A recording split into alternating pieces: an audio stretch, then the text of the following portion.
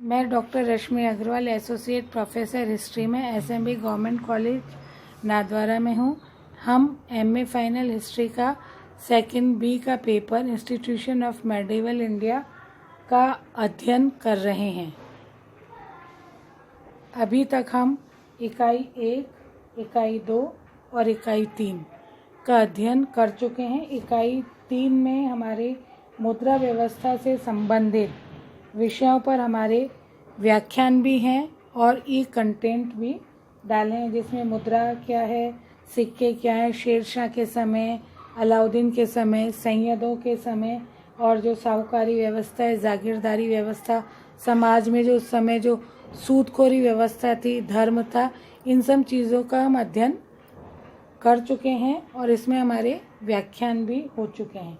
आज हम इकाई 1 का जो टॉपिक था nature and character of Delhi सल्तनत, उसमें से हम एक टॉपिक ले रहे हैं जो मुस्लिम काल में या दिल्ली सल्तनत के अंतर्गत जो सुल्तानों का राजत्व संबंधी सिद्धांत था। हम आज उस पर अपना ये व्याख्यान दे रहे हैं। दिल्ली के सुल्तानों का राजत्व संबंधी सिद्धांत। दिल्ली सल्तनत एक धर्म प्रधान राजतांत्रिक राज्य था। यह धर्म तथा सेना की शक्ति पर आधारित था। संपूर्ण सल्तनत काल में इस्लाम धर्म का राज्य प्रमुख रूप से था। किसी अन्य धर्म को मान्यता नहीं दी गई थी।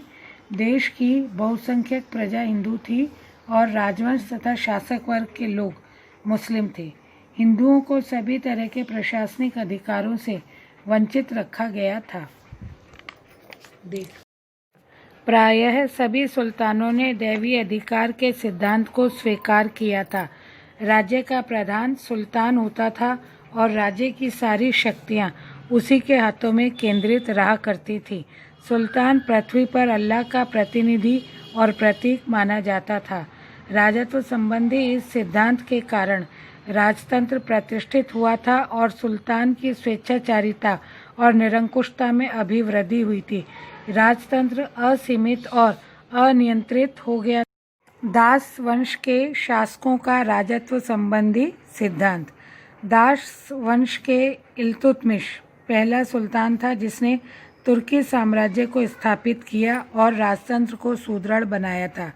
राजत्व प्रदर्शन के लिए उसने नवीन मुद्राएं चलाईं और राज्य को वैधानिक स्वरूप देने के लिए खलीफा से स्वीकृति और प्रमाण पत्र प्राप्त किया था। उसने नवीन राज्यसभा संगठित करके 40 गुलामों के दल का निर्माण भी किया था। किंतु दास वंश में बलबन ही एक ऐसा शासक हुआ था जिसने राजत्व संबंधी नीति को सुस्पष्ट और महत्वपूर्ण बनाया था। उसने राजत्व के सिद्धांत को नवीन ढंग से प्रतिपादित किया था। वह राजा के दैवीय अधिकार के सिद्धांत का कट्टर पक्षपाती था। अब वह यह माना जाने लगा कि प्रजा को सुल्तान के आदेशों का पालन ईश्वर की आज्ञा के समान ही करना चाहिए। उसे विद्रोह सुल्तान के प्रति कभी नहीं करना चाहिए। इस सिद्धांत से बलबन और अधिक निरंकुश, स्वेच्छाचारी तथा अनियंत्रित शासक के रूप में बन बैठा था।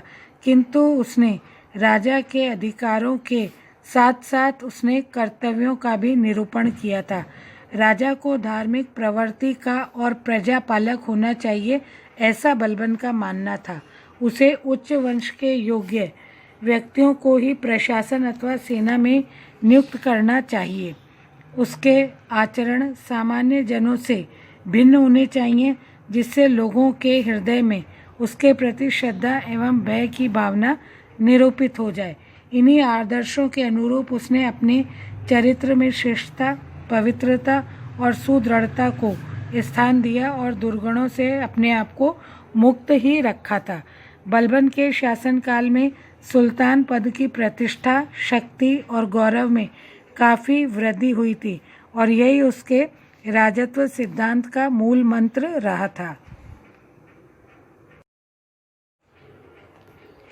खिलजी का राजत्व संबंधी सिद्धांत।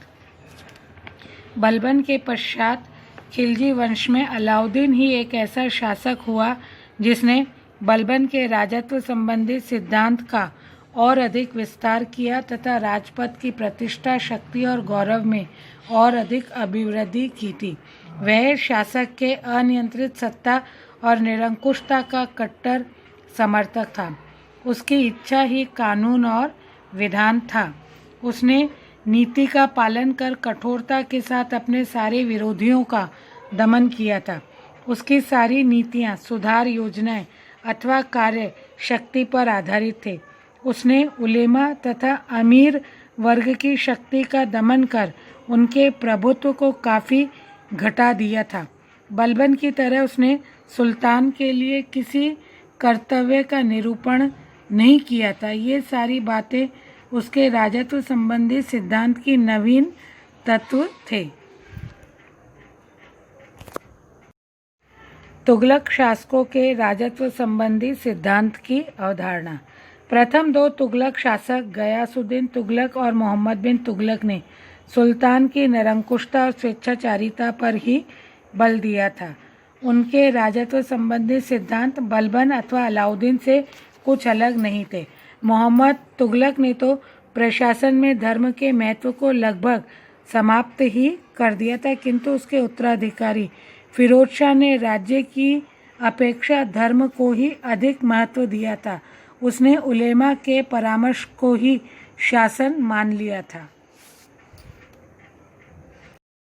सैयद और लोदी शासकों के राजत्व संबंधी सिद्धांत। सैयद और लोदी उत्तराधिकारियों के शासनकाल में सुल्तान पद के गौरव और प्रतिष्ठा पर गहरी आंच आई थी।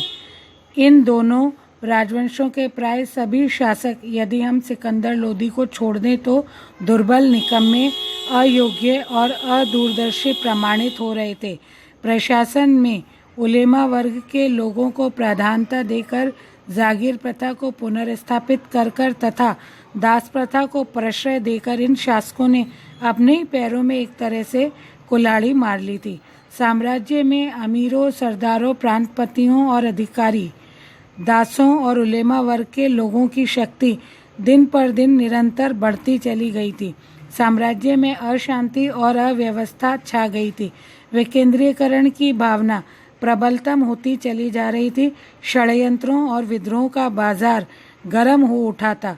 सुल्तान और सल्तनत की शक्ति क्षीण होती चली गई और अंत में दिल्ली सल्तनत की ही समाप्ति हो गई थी।